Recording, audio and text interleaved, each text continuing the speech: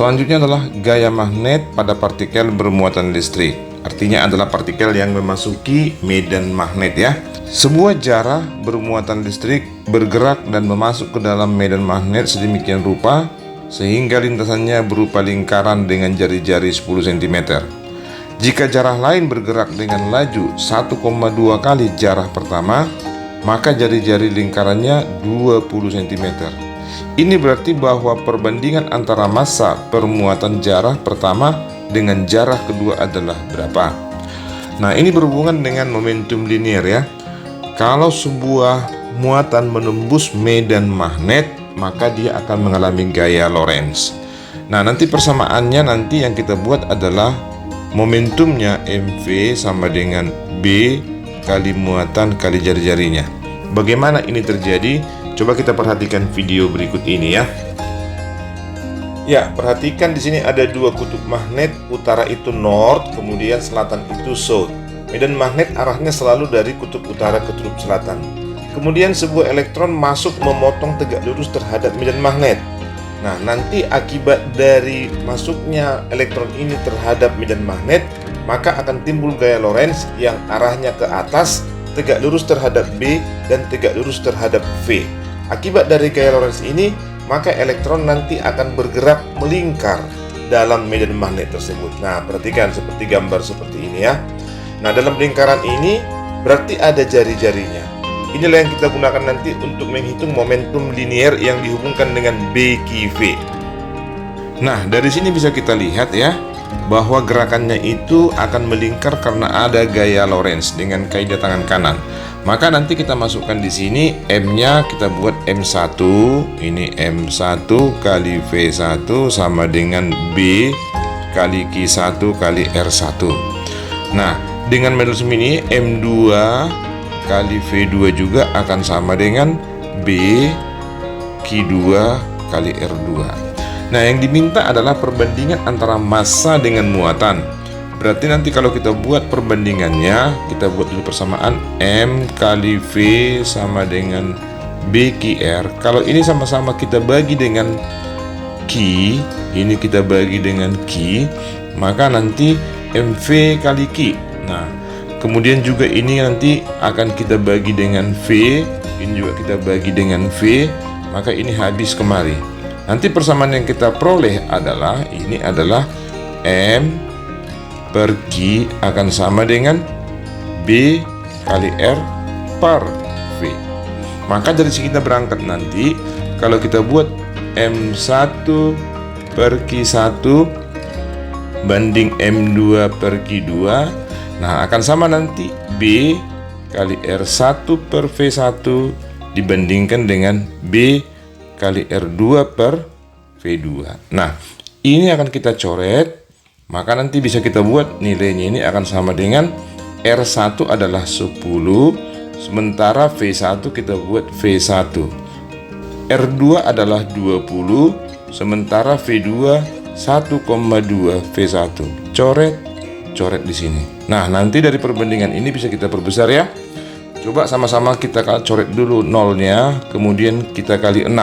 Berarti di sini sama dengan 1 banding 2 per 1,2. Nah, ini kita kali 6, ini kita kali 6, berarti di sini 6 nanti. Nah, ini kalau kita kali 6 di sini kita coret kemari di sini dapat 5. Berarti hasilnya 2 kali 5 adalah 10. Maka nanti perbandingannya kita perkecil adalah 3 banding 5. Hasilnya adalah alfa. Ya, soal selanjutnya agak lebih rumit sedikit. Partikel bermuatan 2 kali muatan elektron bergerak dalam medan magnet homogen B secara tegak lurus. Besar medan B adalah V per 4 Tesla. Bila frekuensi siklon tadi adalah 1600 Hz, maka besar massa partikel adalah berapa? Nah, tadi kita melihat bahwa setelah muatan masuk ke medan magnet, dia akan membentuk gerakan melingkar. Di sini dia mempunyai frekuensi 1600 Hz, artinya 1600 putaran per detik. Nah, hubungannya dengan ini tetap kita masih dalam momentum linear ya. Nah, bagaimana caranya? Pertama, kalau kita tahu frekuensinya ada seperti ini, maka bisa kita hitung kecepatan sudutnya. W itu sama dengan 2VF. Ya, kecepatan sudut akan sama dengan 2V kali 1600, berarti 3200 V. Ini nanti menjadi radian per second. Kemudian dalam gerak melingkar, ya, bahwa nilai V itu sama dengan omega dikali R. Ya, jadi nanti boleh kita buat pengganti V itu adalah omega dikali R. Nah, sekarang coba kita manfaatkan, kita substitusikan ke persamaan momentum linear. Berarti M kali V itu akan sama dengan B kali I kali R, B Q R. Nah, kalau kita mengganti V-nya ini dengan omega kali R, berarti nanti M kali omega dikali R dikali B dikali Q dikali R. Maka ini kita coret di sini. Nah, sementara tadi muatan Q ini adalah 2 kali muatan elektron. Elektron kita tahu muatannya adalah 1,6 kali 10 pangkat min 19 kolom. Berarti kalau 2 kali, berarti dia nanti 3,2 kali 10 pangkat min 9.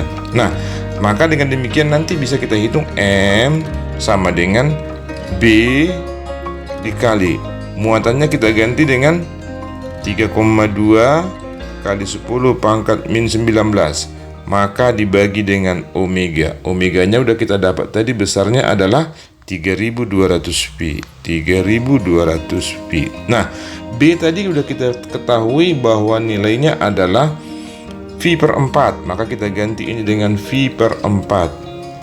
V per 4. Nah, V-nya kita coret di sini, coret di sini, ya. Maka dengan demikian nanti 3,2 dengan 3200 itu nanti 10 pangkat 3 ya, sama-sama dibagi 3,2. Maka nilainya nanti di sini M sama dengan 1/4 dikali 10 pangkat min 19, naikkan ini ke atas menjadi kali 10 pangkat min 3. Nah, 1/4 itu 0,25 kali 10 pangkat min 22 ya, 22. Nah, karena ini bilangan baku, ini kita buat 2,5 kali 10 pangkat min 23 kg. Inilah massa partikelnya. Berarti jawabannya adalah alfa.